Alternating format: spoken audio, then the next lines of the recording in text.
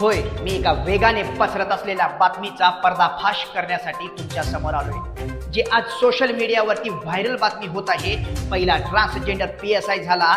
ती बातमी कितपत खरी आणि कितपत खोटी हेच सांगण्यासाठी मी आपल्या समोर आलोय. नितीन कडूकर काय सांगतात हे त्यांच्या तोंडूनच ऐकूया. नमस्कार, मी स्वतः नितीन कडूकर स्वइच्छेने आज रविवार दिनांक 29 मार्च 2026 रोजी सोशल मीडियावर मी PSI पदी भरती झाल्याची जी बातमी वेगान पसरत आहे ती पूर्णपणे खोटी आहे. काही व्यक्तींमुळे ही बातमी चुकीच्या पद्धतीने व्हायरल झालेली आहे. मी आजच्या घडीला स्पर्धा परीक्षांची तयारी करत आहे.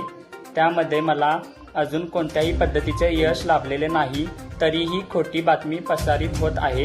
ज्या वेळेला मला यश लाभेल त्या वेळेला मी स्वतः लाईव्ह येऊन आपल्यासमोर सांगेन. धन्यवाद. मी आभार मानेन विजयश्री यांनी आपल्या चॅनेलद्वारे खरी बातमी प्रसारित करण्यासाठी मला संधी दिली. त्याच्याबद्दल मी त्यांचे आभारी आहे.